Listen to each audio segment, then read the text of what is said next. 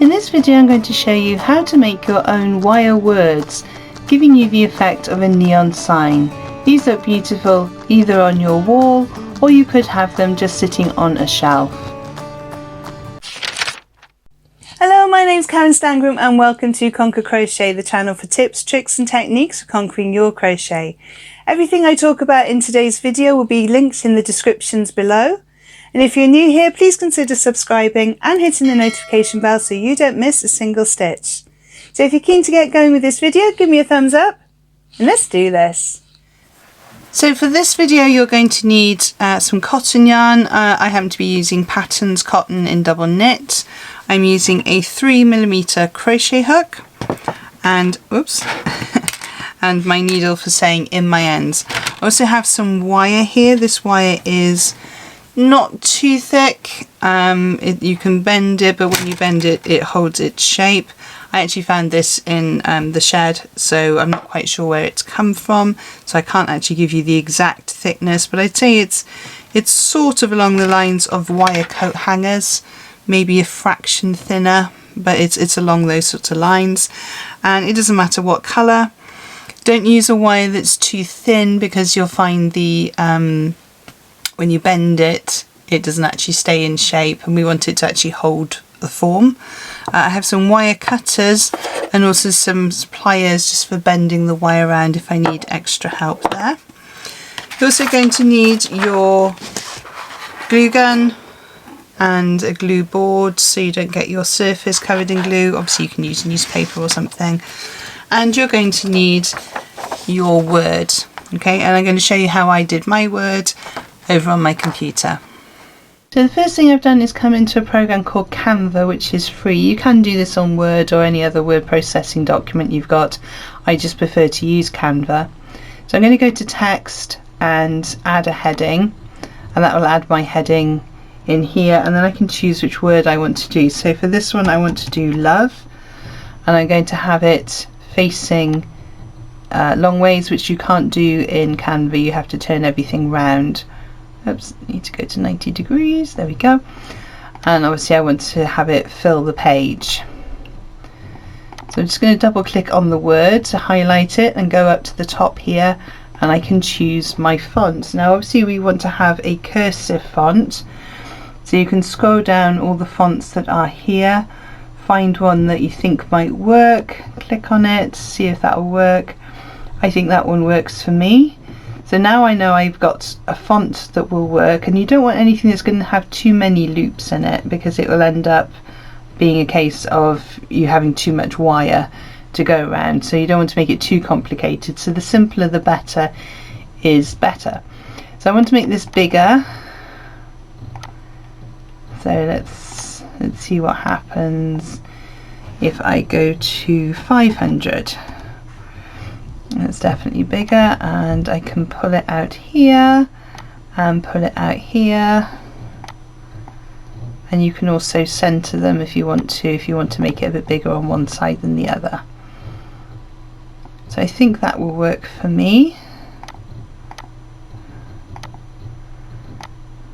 Let's move that in a bit. Right, so all I need to do now is to print. Now if you're using Canva, there are a couple of ways to print. I'm just going to print mine as a standard PDF, but you can, if you're using a different printer system or you're using Word, then print whichever way you would normally do. So in Canva I'd go for standard print and then download, and you'll see then it starts to download and it will appear here. When you click on that PDF, it will open up into a PDF document, and you just need to go up to the little print icon and you can print out your sheet. Okay, so I have my piece of paper with my word written out. Equally, if you have nice handwriting or you feel confident enough to do this, you could do this in your own handwriting on a piece of paper. We're just using this for a guide anyway. So I have some wire here. This is sort of a garden wire. I'd probably say it's a couple of mil thick. It's not particularly thick. I can still bend it with my hands. It's possibly just a fraction thinner than a wire coat hanger, so you could use a wire coat hanger for this. I did try it with some florist wire, but that was a little bit too flimsy and it didn't really hold the shape very well. So you want to make sure that we have a wire that will hold its shape and it's not going to unwind itself afterwards. So I've unwound a certain length, so I think it might be enough to cover what I'm doing. Apologies for all the background noise there. And I'm going to start at the top of the L. Now this has got a little bit bent, so I'm just going to straighten that out. So start at the top of the L, and as you get to the corners, just bend it round. Now this one double backs on itself, so I need to bend it right the way around. Now you can use pliers for this as well. So I'm coming around here, so that goes up there. And then this bends here as well, so I just want to curve that there. It's a little bit faffy, but I'll just let this play whilst I'm doing this so you don't hear all the banging in the background. I'll stick some nice music on for you.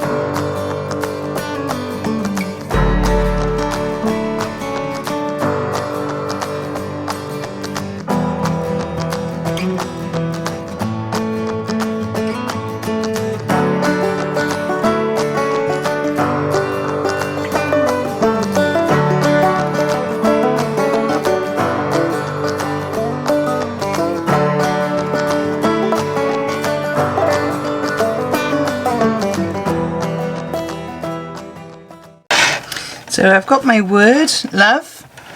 I can tidy that up in a minute, but I just want to snip the end off so I'm not playing, oops, with this wire, so that can go to one side. And then you can start sort of straightening it up. Any bits that you want to look more curved, you can work on the curves. Remember, you're not going to see the wire because the wire will be hidden.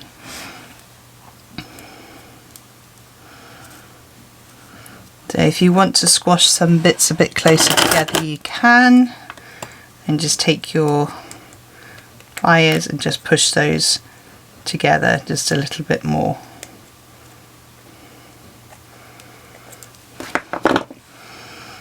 Now we don't want them squashed too far together because we need to run our cord all the way around here. So that's how to do the wire lettering. Now in this video here I showed you how to make the I cord. Now you can either use the I cord to make this, or you could use my quick tip quick cord, which is slightly thinner if you wanted to just make a thinner cord. So with the I cord then, I've made mine in pink. You can do whatever colour you would like to use. And with the I cord, it sort of curves over on itself. It's not a sort of a hollow tube, but you have the right side here and then the wrong side where it looks a little bit hollowed out. So that's the right side. And then you can sort of spread the back to get the wrong side, if you like.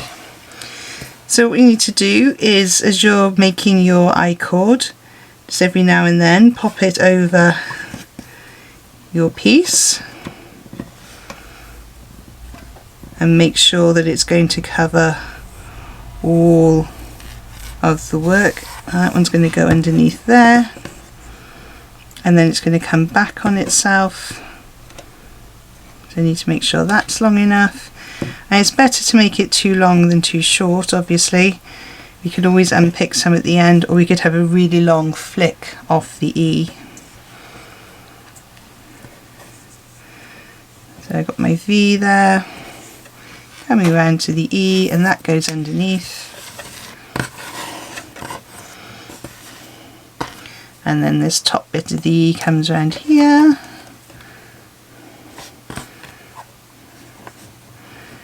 And pretty much there at the end.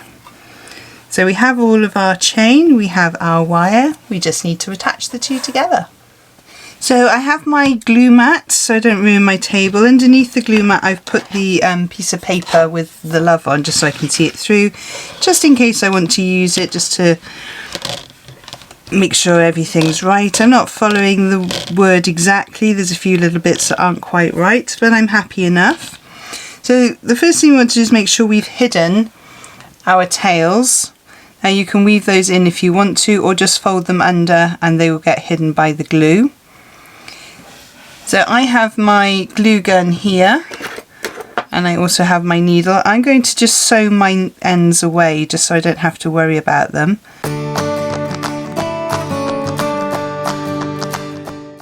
Okay, so we have perfectly finished ends to work with. So I'm going to take my glue gun and I'm going to put a little dab of glue. Now this glue gun I just got from Hobbycraft, you can get them on Amazon as well. If I can find one that's similar and not too expensive, I will pop it in the links below. So I'm going to put a couple of dots of glue just going down this first bit, just so they're not too close together but not too far away. And then taking my piece of cord and start at the top and then just press those down over the top there, and that should be fairly secure. So this one didn't stick, and if it doesn't stick you can just peel it off. I think I'd left it too long with that one, so I was going to put a little bit of glue where I missed it there, and a little one there, to the side, and basically we just do this all the way round, trying not to get too much glue on your actual yarn, particularly on the front of your yarn. There we go, bring that one around there, and if there are any bits that stick off, this glue's quite forgiving in the sense that you can just pull bits off if you get little strandy bits. You could attach with by sewing it on if you wanted to, and make sure you keep lifting it off because it will stick down. So from the back it's not particularly pretty, but that's okay because it's going to be either on a wall or it's going to be up against something, so we're not actually going to see the back at all. So I'm just going to continue gluing and then we'll see you at the end. I should just speed this bit up for you.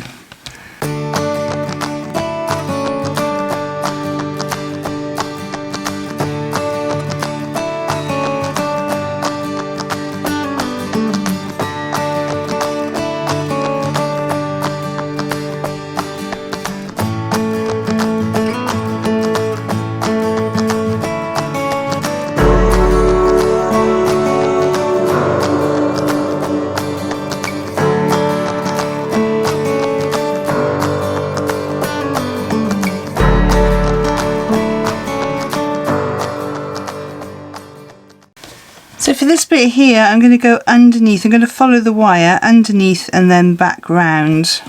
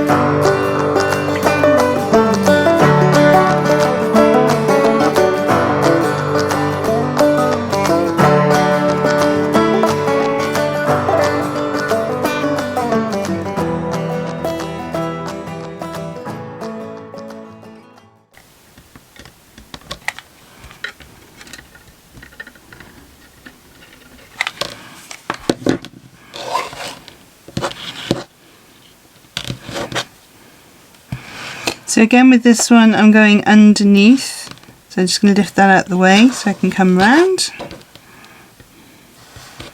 Out of the way, there we go.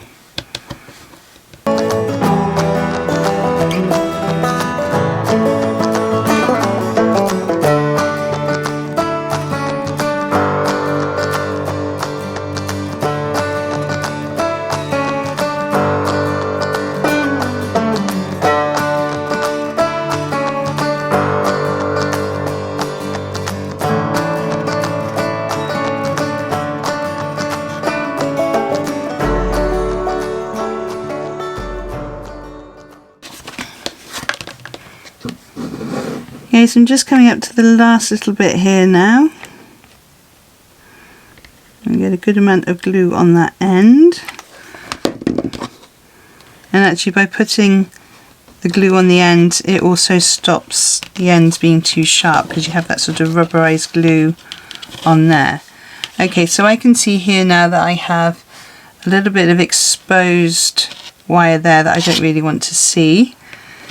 So I'm going to put a blob of glue on here and sort of spread it out. As I said, on the back we're not going to see it, so it's okay. And I can just push that around to make sure that bit of wire is covered up there. And again on this bit here. So it all depends how well you've pushed it down, how well you've pushed it around what you've got. Okay, again that bit there just needs titivating, and a little bit over here I can see the wire there where it hasn't stuck down.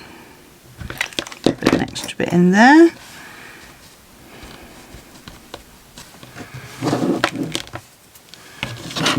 And the bit at the beginning I didn't put enough glue on. I was dotting at the beginning, and as I moved through I started putting more sort of wire glue along the wire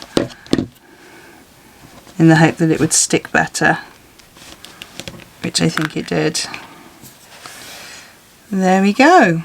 Let's just move that out of the way.